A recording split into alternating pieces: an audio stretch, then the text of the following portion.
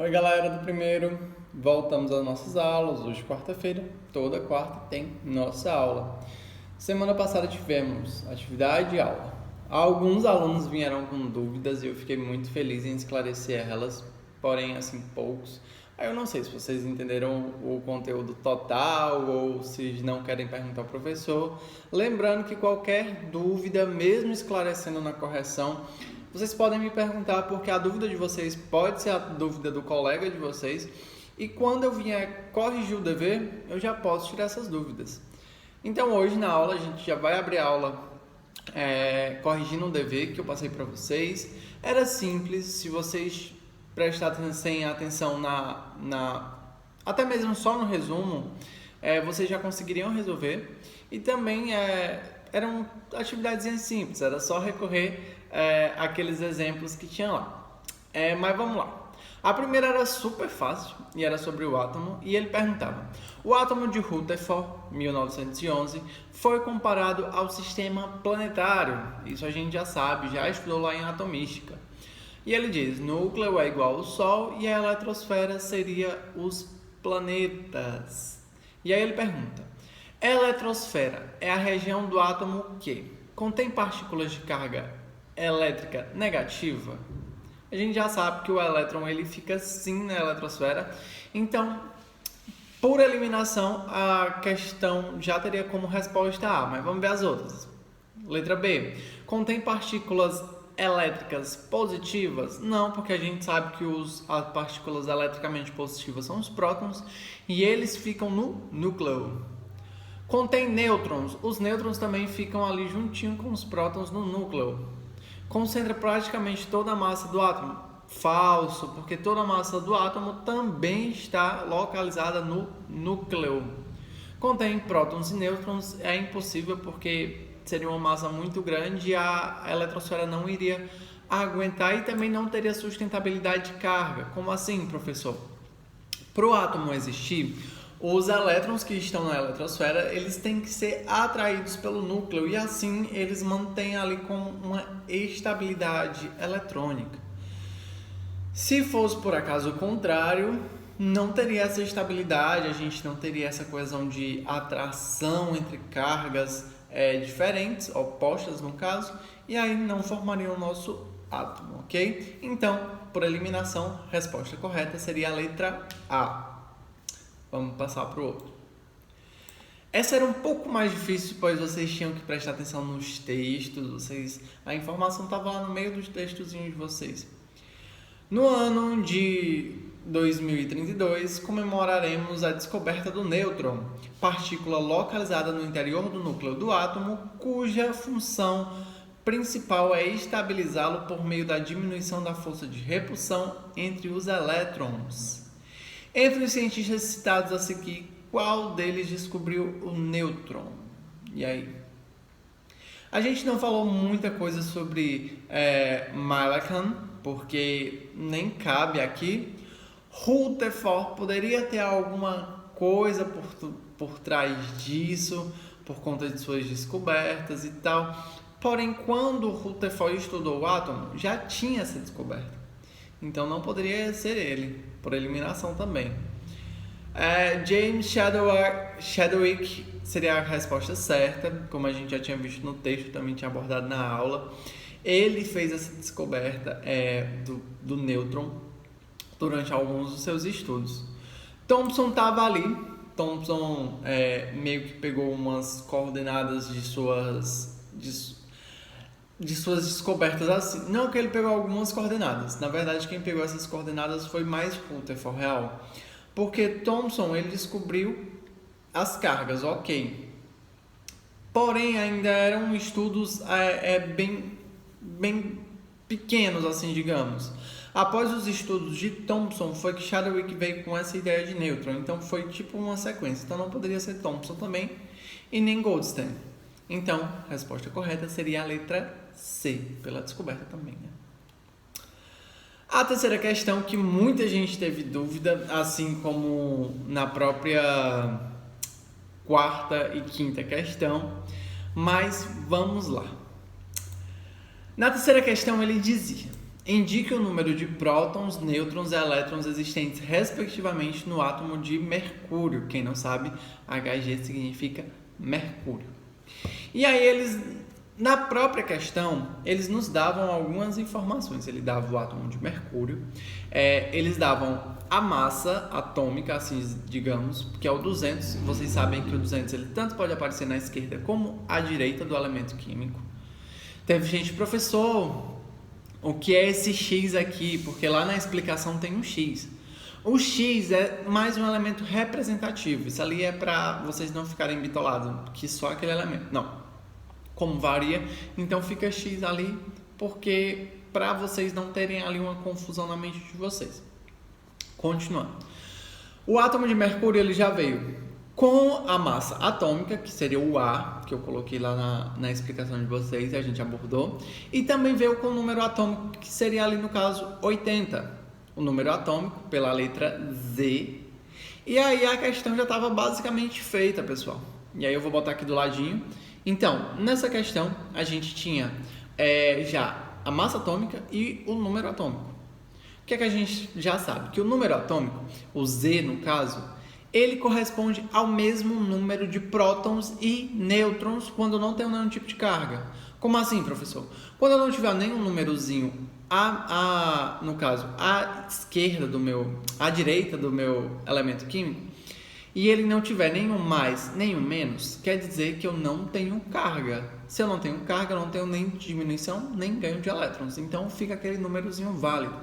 Então, 80, nesse caso, seria meu número atômico, que é igual ao meu número de prótons, que é igual também ao meu número de elétrons, ok?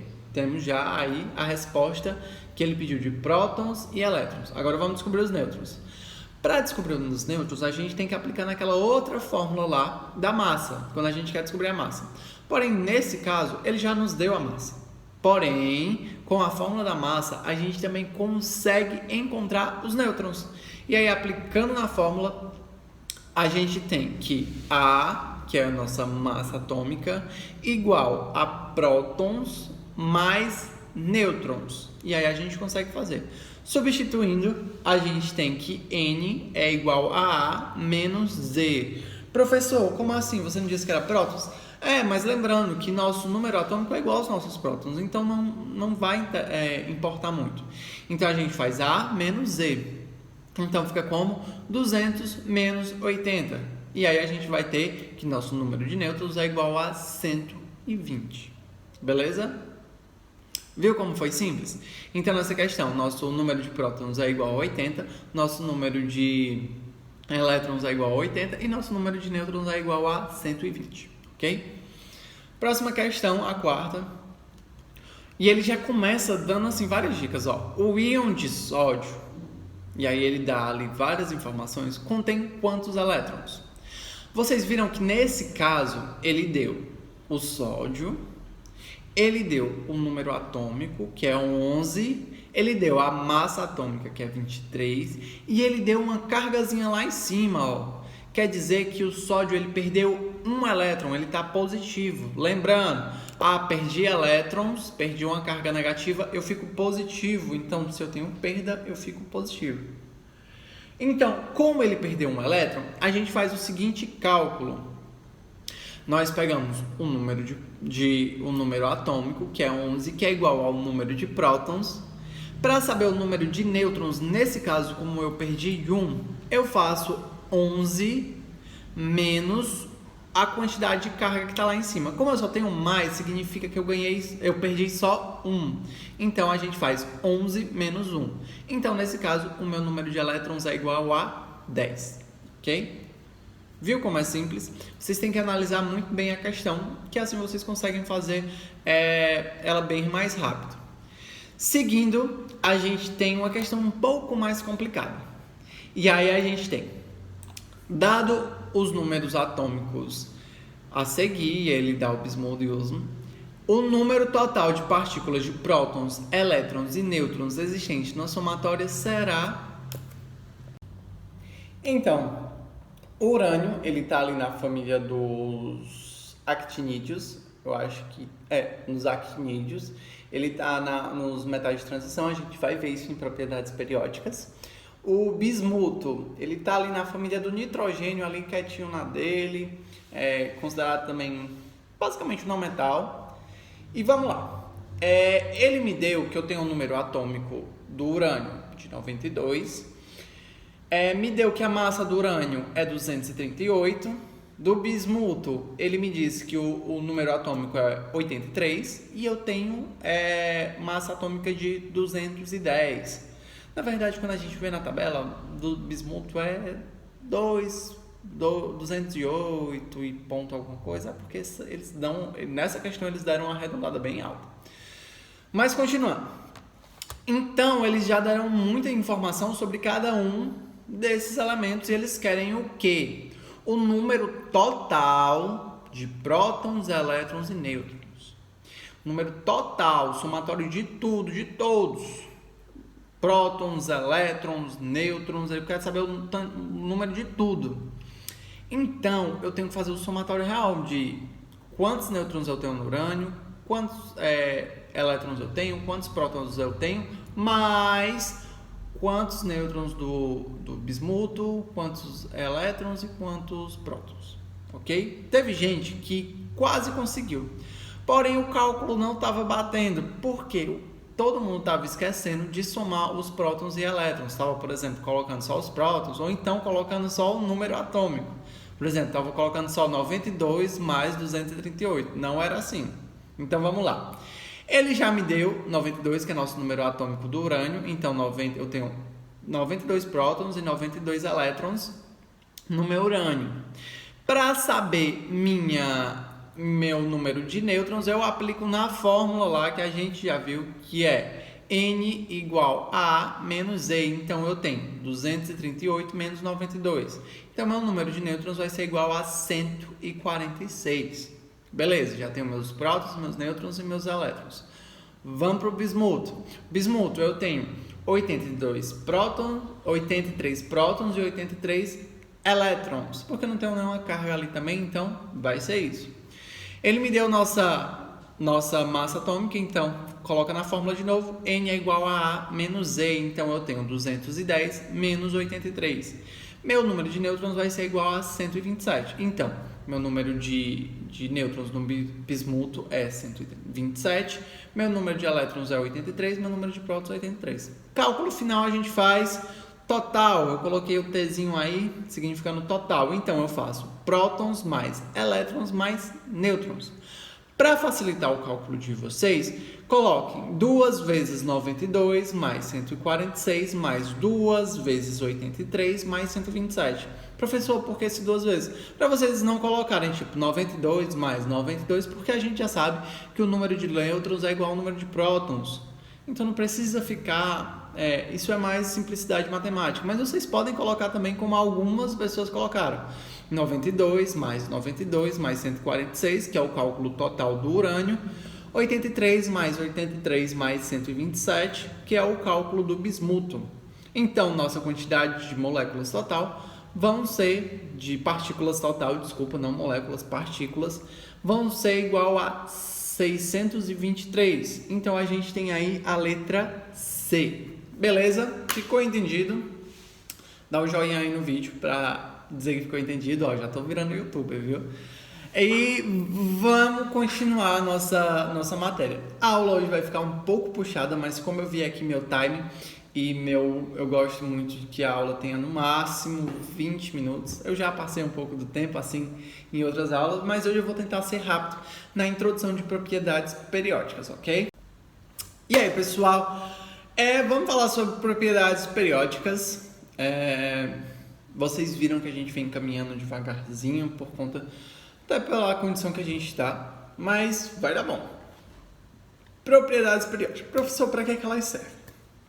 Nós já sabemos que existem vários elementos químicos no nosso cotidiano, na nossa vida.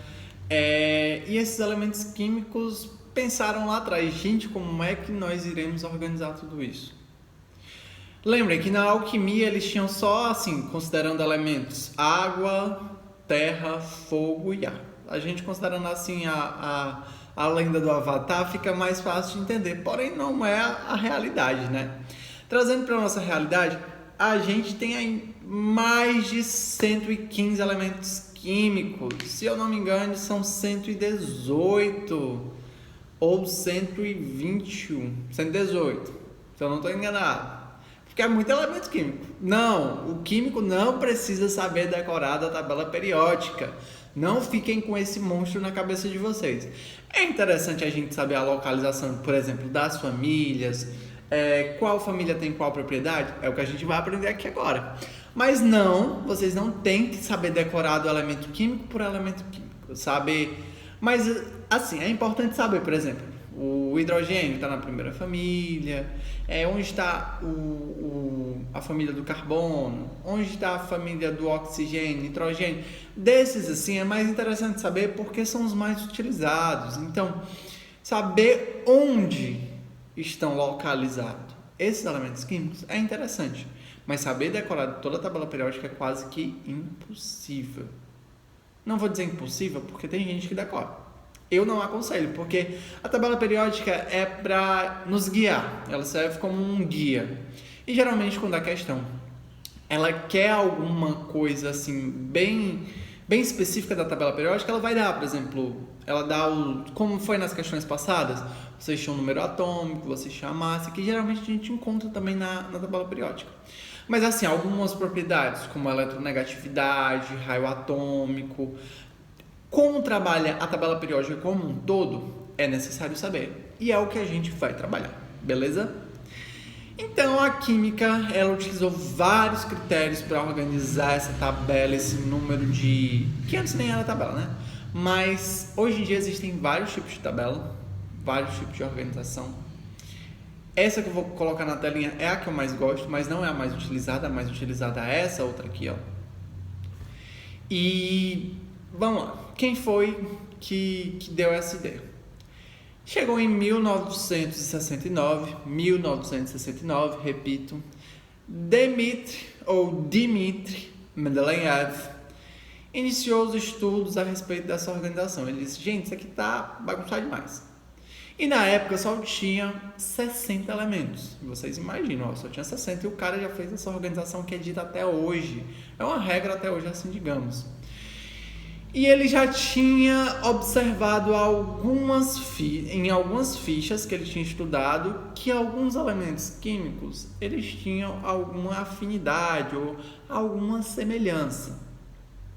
E aí ele viu que era uma variável periódica. Era uma coisa periódica assim, a respeito de vários elementos porque eles se repetiam. Lembrando que periódico é tudo aquilo que se repete em um intervalo de tempo bem definido. Então, se repetia de acordo com os elementos. Ela foi criada com o intuito de informar, já que constadas a fim para facilitar o acesso de dados. Para vocês verem como ela não é para decorar. Ela é para a gente ir lá, constar. E aí... seguindo hoje, a gente tem esses 118 elementos químicos. Alguns modelos de tabela vêm sendo propostos com o tempo, mas a gente ainda continua com Mendeleev lá atrás, que o cara foi um gênio. Porém, hoje a gente tem alguns modelos, tem a fórmula espiral, como eu já mostrei para vocês, que é a que eu mais gosto, que é a de Philip Stewart, que ele tem uma base de natureza cíclica dos elementos químicos. Porém, a mais utilizada e a mais aceita ainda é do nosso querido Mendeleev. O nome dela é difícil, viu, pessoal? Dmitri Ivanovsky Mendeleev nasceu na Sibéria. Ele era um professor da Universidade de São Petersburgo quando descobriu a lei periódica. Ele descobriu, o cara é um gênio. Devido a isso, o elemento químico da tabela periódica 101, esse também eu sei um pouco por conta da história, é o Mendeleevium, que é uma homenagem ao criador da tabela periódica. Nada mais justo, né, pessoal? Eles organizaram toda aquela tabela periódica, toda aquela bagunça, e ainda tinha que ter uma homenagenzinha aí para ele. Claro que ele é um grande estudioso, foi um grande estudioso, ele fez esse auxílio que hoje permite que nós estudemos de uma forma mais facilitada os elementos químicos organizados dentro da tabela periódica. E aí, cada elemento químico possui ao seu lado o símbolo, o número atômico e o número de massa, que a gente já estudou aqui atrás, agora há pouco na aula. Foi graças a esse cara, esse gênio, que organizou dessa forma. Então, cada elemento químico possui no seu símbolo, que é aquela letrinha bonitinha, o número atômico e a massa, ok? Lembrando que todos os elementos químicos contidos na tabela periódica, eles já estão estáveis, ou seja, vocês não vão encontrar nenhum íon. Professor, o que é esse íon? Gente, a gente já estudou, mas eu vou lembrar para vocês. Íon é quando tem carga, então todos os elementos químicos da tabela periódica, eles têm, eles são, no caso, estáveis. E aí, temos 3 principais classificações. A gente tem os metais, que são os bons condutores. De início, agora peguem isso. A gente tem os metais, que são bom condutor de eletricidade, são sólidos segundo a CNTP, com exceção do mercúrio, que o mercúrio a gente sabe que ele é líquido em temperatura ambiente, além de maleáveis e ductíveis. Os não metais são maus condutores de corrente elétrica e de calor, podem assumir qualquer estado físico em temperatura ambiente, ou seja, pode estar sólido, líquido ou gasoso. Já os gases nobres, que não se misturam lá com todo mundo, porque esses daí realmente estão estabilizados, estão muito bonitinhos lá na deles, ó, não quero papo com ninguém. Esses carinhas, esses gases nobres, apresentam baixa reatividade ou quase nenhuma, sendo até pouco tempo considerados inertes, ou seja, não se misturou com ninguém ali. Os elementos podem ser classificados em representativos ou de transição interna. Isso que eu disse dos elementos, eu já tinha até abordado no início da aula sobre elementos de transição, elementos representativos, porque a gente vai ver eles mais a fundo. Porque os representativos são aqueles cujas as terminações eletrônicas terminam em S ou P. Professor, o que é esse S ou P? Calma, que a gente ainda vai ver na aula hoje. Os elementos químicos de transição externas são aqueles cuja distribuição acabam em D e os de transição interna acabam em F. A localização de um elemento químico na tabela periódica pode ser indicado pelos grupos e seu período. Os elementos de transição interna são os que encontram nas 2 linhas lá embaixo e a gente vai ver com mais calma na próxima aula. Porque agora a gente vai falar dessas coisinhas, dessas camadinhas. Porque vocês lembram, os representativos são aqueles cuja distribuição eletrônica termina em S ou P. Professor, o que é esse SP? A gente vai ver que tem SPDF, tem até uma ligaçãozinha que os químicos geralmente dizem SPDF 0, 1, 2, 3. Professor, e aí? Continuo sem saber. SPDF são subníveis de energia. E aí a gente chegou em mais um estado de distribuição, ok? A gente chegou ao ápice de uma das características básicas para classificar os elementos químicos que a gente vai estudar agora, e eu prometo ser rápido. A distribuição dos elementos químicos em níveis em subníveis de energias é feita de forma crescente. Sua representação é graças ao diagrama de Pauling, criado pelo químico e gênio Linus Pauling, que recebeu o Prêmio Nobel em Química em 1954 e outro da Paz em 1962. O cara era um gênio. O diagrama de Pauling representa os níveis, que são as camadas eletrônicas do átomo, que são 7 níveis enumerados de forma crescente, próximos ao núcleo para formar, e denominados respectivamente pelas letras K, L, M, N, O, P, Q. E aí eu trago para vocês. A gente já sabe que existe a eletrosfera, e essa eletrosfera ela é subdividida em subníveis. E, na verdade, em níveis de energias. Eles são divididos em níveis de energias, por isso que tem lá a representação do sistema solar. E aí, dentro dos níveis, a gente tem os subníveis. Vamos lá primeiro entender como são as camadas. A gente já sabe que a gente tem a camada K, L, M, N, O, P, Q. São as camadas. Dentro de cada camada, a gente tem um nível máximo de elétrons. Por exemplo, na camada K, eu tenho no máximo 2 elétrons. Na camada L, eu tenho no máximo 8 elétrons. Na camada M, eu tenho 18 elétrons. Na camada N, 32. Na camada O, 32. Na camada P, 18. E na camada Q, que é a última, a gente tem 8 elétrons. Nos nossos subníveis, a gente já teve um spoiler do que são os subníveis. Então, a gente tem os subníveis S, P, D, F.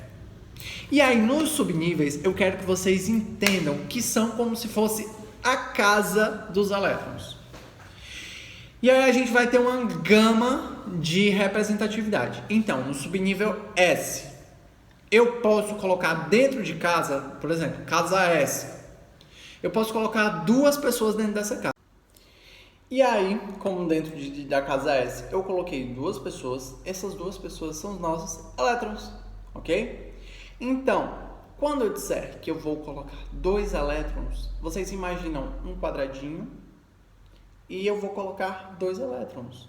Lembrando que cada quadradinho desse tem que ter 2 elétrons. E aí vem o grande bizu. No subnível S, eu tenho um quadradinho. No subnível P, eu tenho 3 quadradinhos. E aí, no subnível D, eu tenho 5 quadradinhos. Por fim, no subnível F, eu tenho 7 quadradinhos. Professor, fazendo as contas aqui, já que em cada quadrado eu tenho que colocar 2 elétrons, se no S eu tenho um quadrado, quer dizer então que eu tenho 2 elétrons. Já foi inteligente fazendo isso.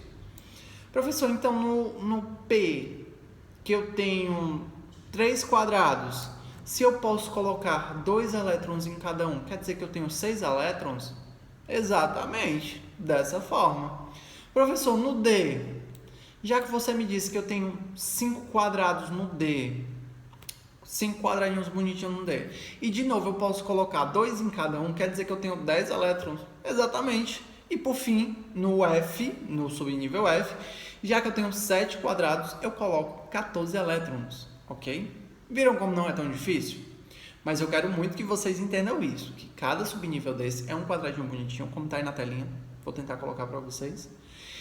E aí a gente tem que saber, visto que para um mesmo nível os subníveis de energia são diferentes, assim, nem sempre o subnível energético é o mais afetado no núcleo. Por isso, é importante seguir a ordem crescente de energia no subnível no momento de fazer a distribuição eletrônica dos elementos químicos.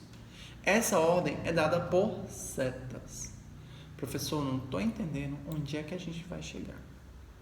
O diagrama de Pauling, ele serve para organizar de acordo com o número de elétrons na camada de valência. Lembram da querida camada de valência? Camada de valência é o último nívelzinho lá reativo do nosso elemento químico, do nosso átomo. Então, nessa camada de valência, que geralmente é dita como CV, a gente tem alguns elétrons que vão reagir de uma forma mais fácil. E são esses que encontram-se aqui no diagrama de Pauling. Na verdade, se encontram todos. Mas a gente também, às vezes, estuda muito mais os que estão na camada de valência. Professor, me dá um exemplo, professor, de como aplica. Esse é o diagrama de Linus-Pauling, ó. Vocês estão vendo aqui na telinha. Vocês estão vendo que a gente tem todas as camadas K, L, M, N, O, P, Q.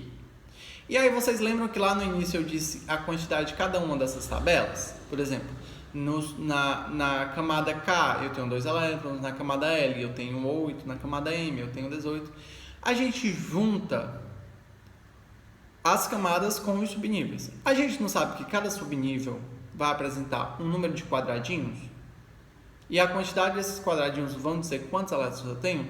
Então, ele organizou isso. Pauling foi lá e organizou isso. Então, na camada K, eu só tenho 2 elétrons. Professor, você me disse que o subnível S, ele comporta 2 elétrons. É isso. Então, na camada K, eu só tenho um subnível S. Então, fica 1S. Na camada L, eu posso acumular 8 elétrons. Professor, então, se eu tenho 2 elétrons com meu subnível S, eu preciso ainda de 6. Ah, mas você me falou que o P ele consegue acumular 6. Pois é. Então, na minha camada L, eu tenho 2S, porque eu estou dizendo ali que eu tenho uma camada S, e tenho P também. Por quê? 2 elétrons da minha camada S e 6 elétrons da minha camada P. Então, 8 elétrons no total. Entenderam? Professor, e esse 2 na frente, para que é só a nível de organização? A gente vai colocar 1, 2, 3, 4, 5, 6, 7, organizando nossas camadas para não se confundir aí na cabecinha. É só para organizar mesmo, ok? Professor, aí eu continuo fazendo isso? Pessoal, então vocês colocam, por exemplo, na M eu tenho quanto? 18.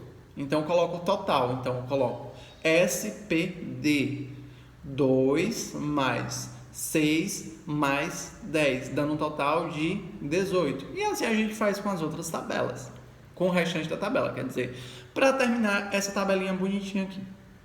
Vocês entenderam essa parte de distribuição? Como é distribuído? O que significa até cada parte dessa? S, P, D, F. E cada uma dessas, K, L, M, N, O, P, Q. Cada camada dessa, K, L, M, N, O, P, Q, tem uma quantidade de elétrons. E cada subnível, S, P, D, F, tem um tanto de elétrons que pode comportar. Ok? Por hoje é só, eu acho que eu já suguei demais. Já passei do tempo, eu disse que eu não ia passar. Para fechar essa aula, a gente vai fazer um exemplozinho de como fazer a distribuição eletrônica e vocês vão estudar isso em casa, ok? Vamos lá. O magnésio, ele me deu um número eletrônico 12. 12 quer dizer, então, que ele me deu ali meu número atômico. Professor, o número atômico quer dizer também que é o número de prótons e o número de elétrons. Exatamente. Porém, na distribuição eletrônica, nós iremos utilizar o número atômico como um número de elétrons. Então, a gente pega e faz aí a distribuição eletrônica do meu magnésio. Vamos lá? O magnésio tem 12. Então, fica 1s2, quer dizer que no meu orbital S, eu tenho 2 elétrons já ali, ó, na minha primeira camada K, 1, camada K é 1, S2. Então, na minha camada K, no meu subnível S, eu tenho 2 elétrons. Continuando, professor, ainda falta 10. Vamos continuar a distribuição. 2s2, ó, já foi mais 2 elétrons. 2p6, foram 6. Aí a gente já tem um total bom. A gente já tem 10 aí para fechar, faltam 2. Então, 3s2. Fechamos nossa camadazinha aí, distribuindo nossos elétrons nela. Beleza? E assim vai seguindo. Eu sei que a aula já está muito puxada, então a gente finaliza aqui hoje. E como dever de casa, vocês vão pesquisar sobre as propriedades eletrônicas, propriedades da tabela periódica. Então, no dever de casa de vocês fazem uma pesquisa de no mínimo 2 folhinhas bonitinhas, pesquisa escrita sobre as propriedades da tabela periódica. Estudem, façam um resumo, vocês me entregam até quarta-feira que vem. Esse é o exercício de vocês hoje, galera. Beleza? Ótima quarta. Qualquer dúvida, eu tô disponível. Então é só me procurar, ok? Deem uma olhadinha no material. O exercício tá lá. Lembre, pessoal, na organização do PDF de vocês, no início é o exercício resolvido e no final geralmente é o que é para fazer. Então, quem acompanha o vídeo fica essa dica, quem não acompanha fica meio perdido. E por favor, chamem o coleguinha de vocês para assistir essas aulas, ok? Forte abraço a todos.